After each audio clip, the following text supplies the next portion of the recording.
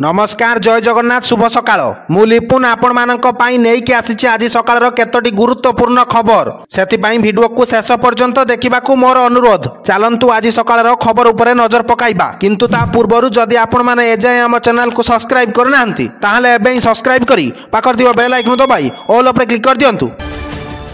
आसंता 7 तारिख पर्यंत ओडिशार विभिन्न जिल्ला रे प्रबल अति प्रबल वर्षा सह वज्रपात संभावना। तेबे दक्षिण झारखंड एवं पड़ोशी उपरे घूर्णिबलय जारी रही। तेबे आज राज्यर सुंदरगढ़ संबलपुर झारसुगुड़ा कोरापुट सोनपुर बरगढ़ एवं कलाहांडी जिलार गोटे किंबा दुईटी स्थान में पवन सह वर्षा संभावना रही। तेणु पवनर बेग घंटा प्रति 30 रु 40 किलोमीटर बेगर बहिबा सहित अनेक स्थान में प्रबल अति प्रबल वर्षा भी होई पारे। तेणु सेथिपाई एही सबु जिला मानकु ऑरेंज अलर्ट जारी करछि विभाग।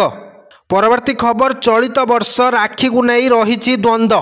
तेणु आसुची भाई भौणी स्नेह और ममतार पवित्र पर्व राखी पूर्णिमा।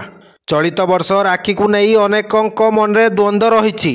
कहीं अगस्ट 8 तारिख में राखी बांधिबा को शुभ भावुवा बेले कहीं अगस्ट 9 तारिख में राखी बांधिबा उचित बोली चिंता करुछंती। तेबे श्रावण पूर्णिमा रे अनुष्ठित हेउथिबा वैदिक पर्वर नाम श्रावणी उपकर्मा उत्सव। एही पर्व ऋषि परंपरा क्रमे हजार हजार वर्ष धरी भारत वर्षर अनुष्ठित होई आसुछि। तेणु एही दिन निज भाई हाथ में भौणी माने राखी बांधि सेमानंक लंबा आयुष कामना करिथांती। तेबे ए वर्ष मध्य रक्षा बंधन को नहीं खूब द्वंद्व रही।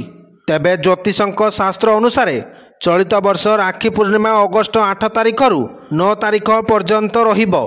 तेबे एथर रक्षा बंधन 9 तारिख दिन मनाजिबो। श्रावण पूर्णिमा तिथि रे वैदिक पर्व सहित रक्षा बंधन मध्य पालन करा जाए। तेणु श्रावण पूर्णिमा तिथि सहित ही रक्षा बंधन शेष हो जिवो। तेबे राखी बांधिबा पाई शुभ दिन हेउछि अगस्ट 9 तारिख। Bureau report Odisha news.